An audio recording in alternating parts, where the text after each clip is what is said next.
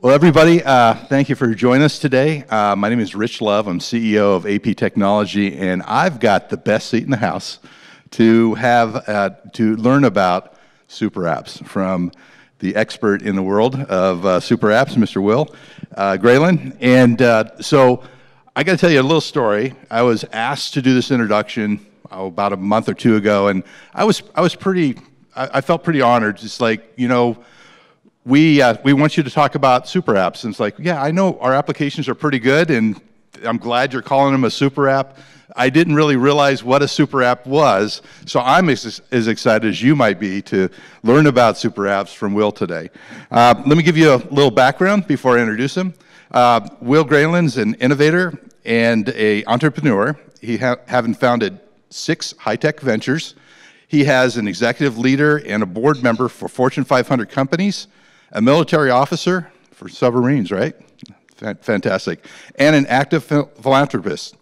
Will is chairman and CEO of OV Loop Incorporated, a super app platform providing private wallets for people to control and re-intermediating the relationships between brands, banks, and people for better lifetime customer value and relationships.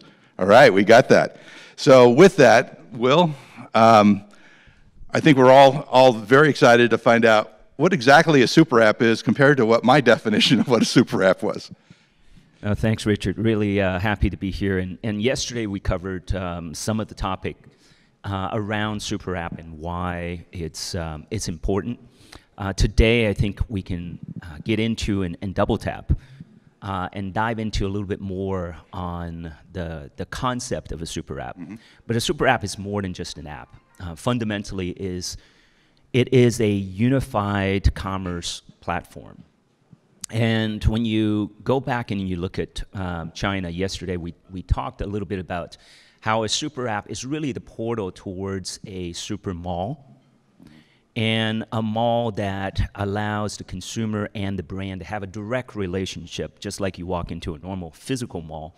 But this is a solution that crosses the boundary. Yes, you can use it in a physical mall, you can use it in the physical shops, but it also works in a virtual environment. So crossing the boundaries between multi-channels, no matter whether you are physical, virtual, anywhere, anytime. But it's something that is private, it's based on fundamental truth, and something that is re-architected from the ground up. Okay. Because I talked about this famous architect yesterday, and Malcolm Gladwell said that he's the most influential architect of the 20th century. Now that's a pretty high task. Yep. I was actually inspired to be an architect when I was a high schooler, and it wasn't until I went into a architectural firm and did kind of an intern that I realized that the physical architect itself, all of the hurdles and barriers around making physical things, but it didn't stop me from really thinking architecturally. So if you talk about architecturally, what is a super app, and you have to ask the fundamental question of why is it that it exists and thrives in places like China, mm-hmm. where the super app is the super mall, and you have over 1 million mini apps inside of that super app. So in other words, you have over 1 million merchants inside of that super mall. So WeChat has over 1 million merchants in it. Over 1 million. That's amazing. But it was because of the way that it's architected. Mm-hmm. So when you fundamentally look at the United States on why is it that we have Apple Pay, Samsung Pay, Google Pay, PayPal, Cash App, and all the wannabes, why is it that none of them have become a super app? It's because they were never architected to become a super app. It's like if you built a store in that part of the suburb or that part of the suburb, and then you say, hey, it is my brand and my store. Well, what about all your competitors? None of them want to be in your store, right? And go to your parking lot. You need somebody that is neutral and to build it from the ground up. So what that means is that you have to re-architect to have the level of security and privacy as part of that fundamental architecture. Segmentation of data so that each brand can have their own presence. Right.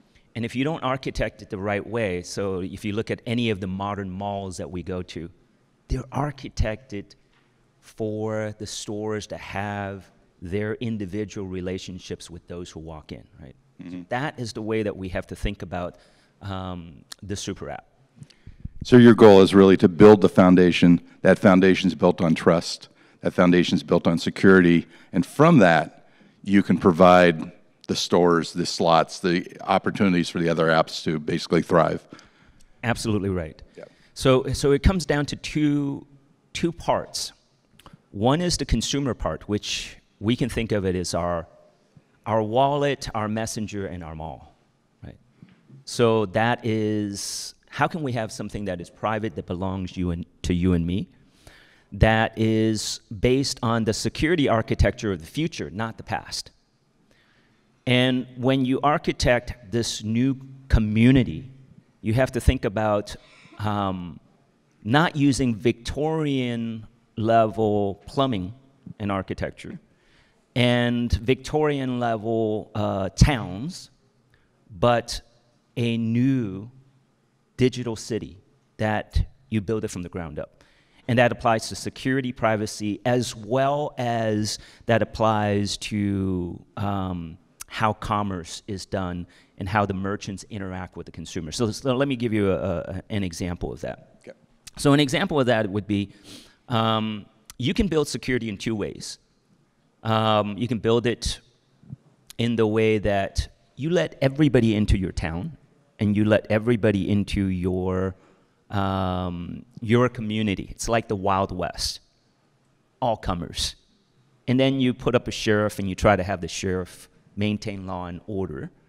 And you don't know the good guys from the bad guys, and fraud is happening wherever it happens. And by the way, everybody lives out on the field, and that you tent out, and you don't own your own door and locks and keys, and there's no private property. And that is a community that works in the Wild West. But what happens later? What if you want to design a town and design a community that you build all of the plumbing infrastructure in the middle? You give everybody the ability to have lock and key for their own properties that they own, right? So now there's privacy. And you put a wall around it and you have border control. Yep. In such a way that the people that you let in, you already have. Of course, there's some that was going to get in through false pretenses, and they might fake the system, but you try to weed them out. And then it's a lot easier for the sheriff to find those folks than let everybody in. Is that an architecture change? Do you have to build that from the start? Right. Yes, you do. You can't take an old architecture and expect to have hundreds of millions of users, and all of a sudden, everybody's data is stored in one database, right? Now you say, well, we're going to resort all of that out, and we're going to change the encryption algorithm and the authentication algorithm. You have to start from the ground up, and this is why we're using blockchain-era cryptography with BIP32 keys that are derived for each individual, BIP39 recovery phrases, and all of these things that are saying, hey, you know what? We're going to give every individual their rights so that when they come in, yes, there's a barrier. You have to authenticate yourself. This is not Facebook.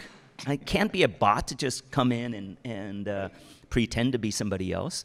So when you authenticate, you come in, we give you your rights.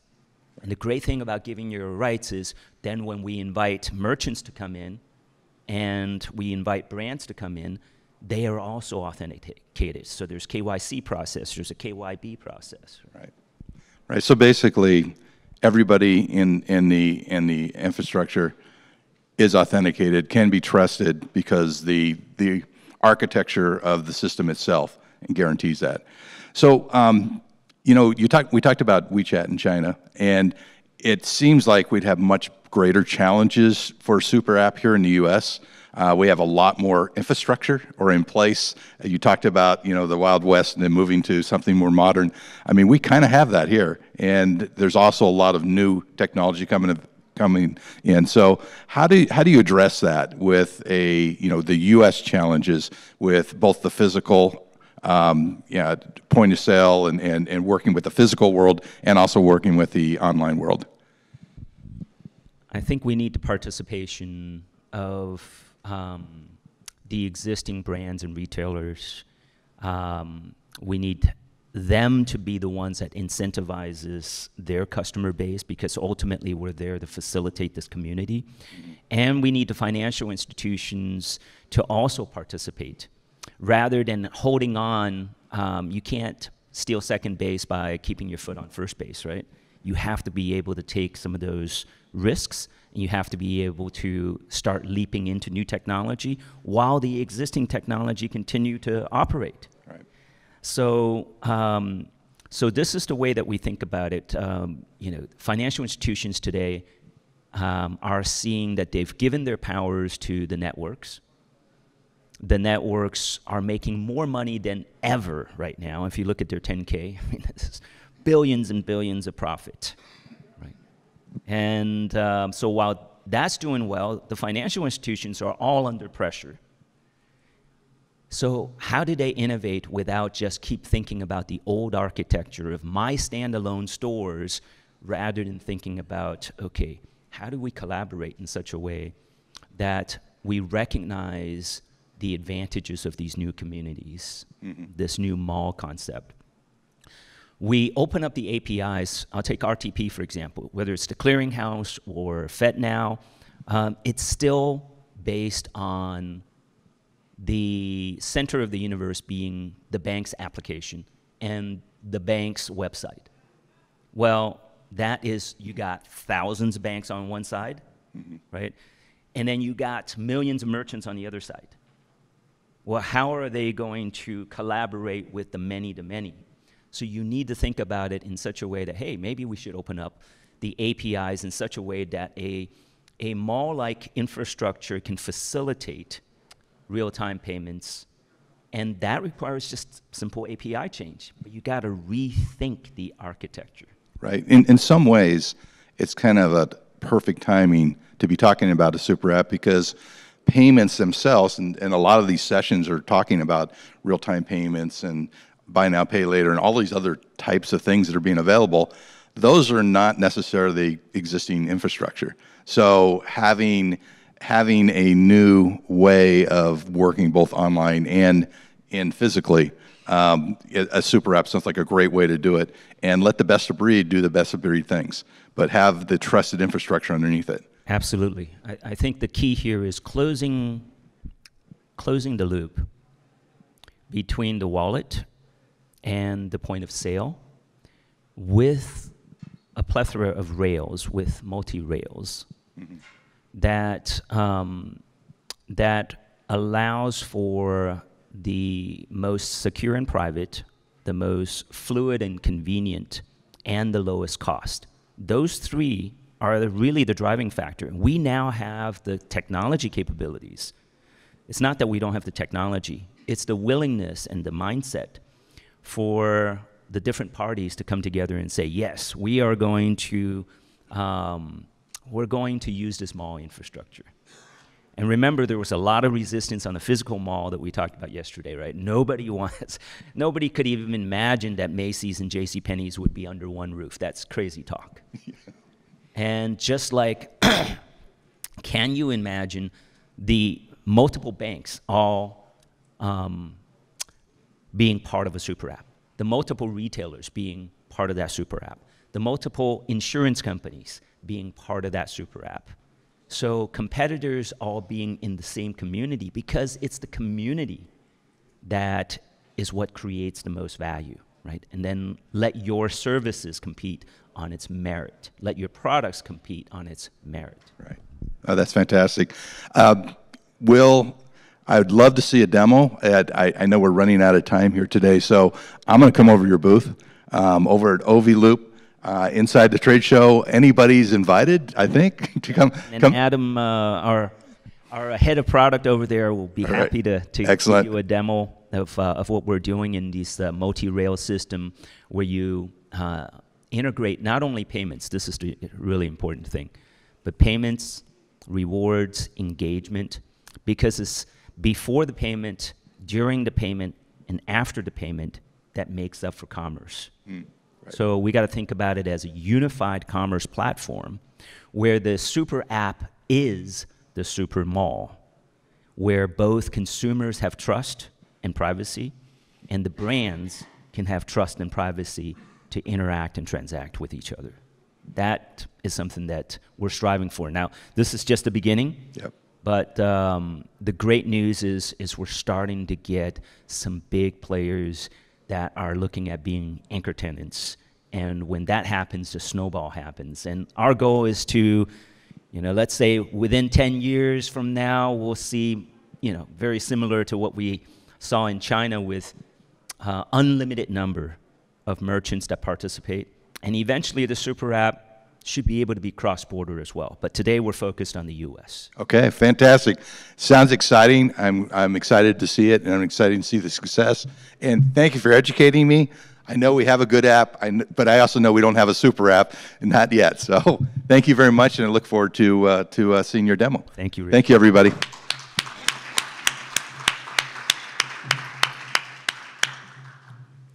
Yeah, thank you. Thank you both. I've really enjoyed that conversation.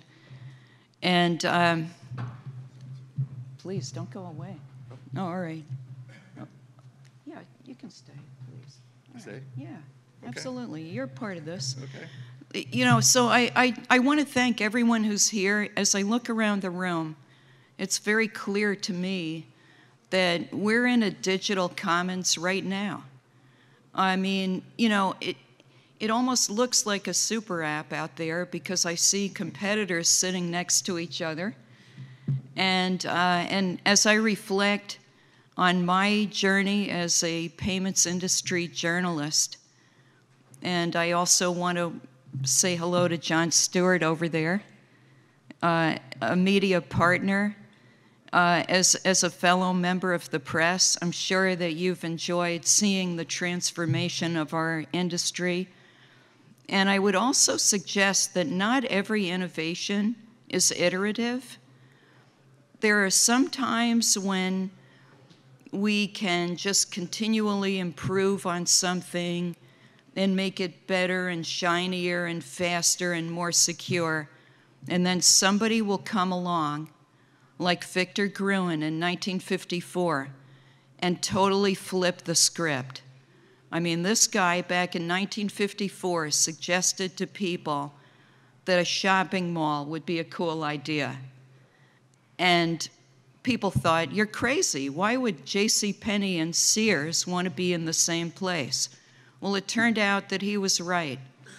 And it's my great honor to present a totally new category to one of our industry's greatest innovators, Will Graylin. I'm very proud to present on behalf of MPC the Super App Award.